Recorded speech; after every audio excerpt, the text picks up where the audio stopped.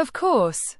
Here is a detailed travel advice and story from a first-person perspective in Kyoto. If you're planning a trip to Kyoto, the first thing everyone will tell you is what you have asterisk to see. They'll list them off like a sacred chant.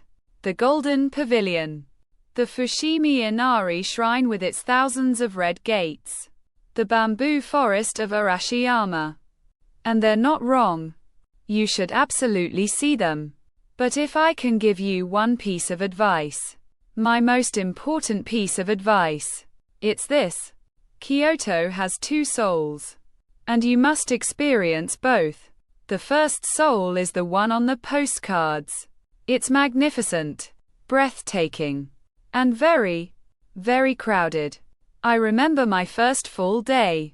I had my itinerary planned down to the minute. I woke up at dawn to beat the crowds to Fushimi Inari.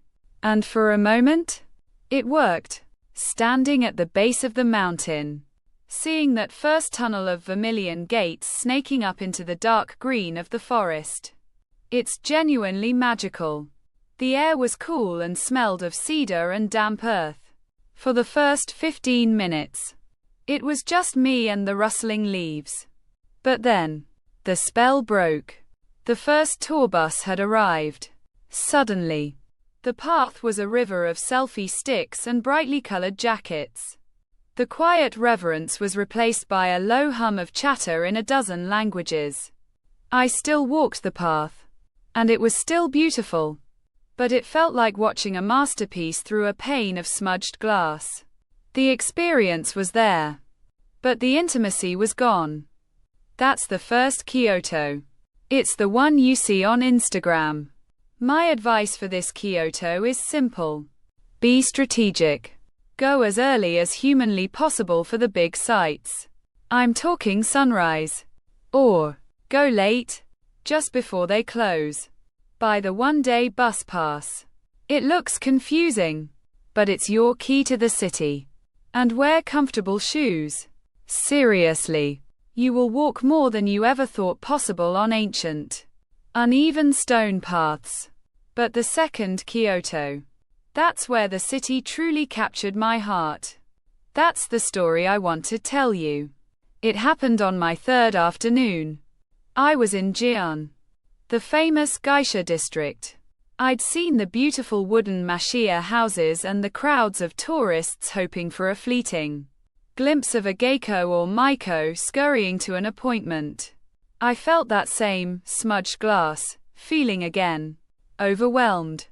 I ducked down a narrow, unmarked alleyway, just to get my bearings. The noise of the main street instantly vanished, muffled by the tall wooden walls on either side. The cobblestones under my feet were dark and slick with recent rain. There was no one here. As I walked deeper, the scent of jasmine and something savory, maybe dashi broth, drifted from a hidden window. Ahead, the alley opened into a tiny courtyard I never would have found on a map. In the center was a single weeping willow, its branches brushing the moss-covered ground.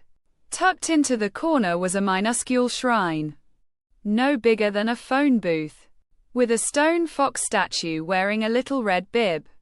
A single old woman in an apron was tending to a pot of bonsai trees, meticulously snipping their leaves with tiny shears. She looked up, saw me, and gave me a small, gentle bow of her head before returning to her work. There were no signs in English, no tickets, no queues. There was just the sound of her shears, the drip of water from a bamboo pipe into a stone basin, and the feeling of having stumbled into a secret. I stayed there for 20 minutes. Just standing and breathing. In that tiny, forgotten courtyard, I felt the history of Kyoto more profoundly than I had at any grand temple. That's the second soul of the city. And my advice for finding it is to build, getting lost, time into your schedule. After you see the grand temple, wander through the residential streets behind it. When you're walking from the bus stop to the shrine, Take a detour down a side street that looks interesting. Follow the sound of a distant temple bell. Eat at the tiny, family-run ramen shop with only 6 stools and a handwritten menu on the wall. Rent a bicycle and just ride along the Kamo River with no destination in mind. You'll find little pottery shops, forgotten gardens, and quiet moments that feel like they belong only to you. So, by all means, go see the Golden Pavilion shimmer in the afternoon sun. Walk through the endless red gates. They are wonders of the world for a reason. But then, put the map away. Turn down that nameless alley. Find that quiet courtyard.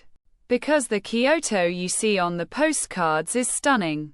But the Kyoto you discover for yourself, that's the one that will stay with you forever.